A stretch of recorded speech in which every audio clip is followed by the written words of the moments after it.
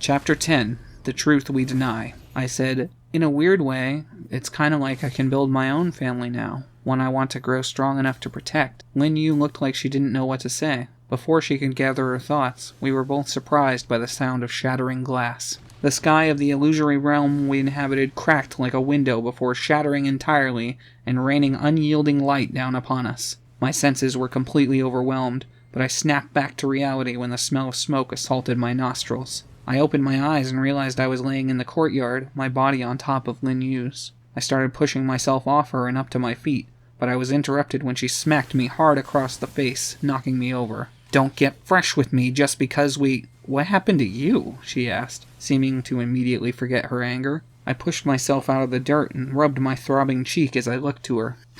"Happened to me? What are you talking about?" I replied. I was surprised when she drew her black blade and approached.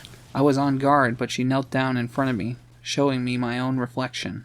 There in her blade, I saw glowing red eyes staring back at me, not my normal light blue. "Red? Well, I'll be damned," I said, looking to my hands and finding them surrounded by a thin, bright red aura. Before either of us could say anything else, we were taken aback by the concussive force of a huge explosion in the Mingsong Palace.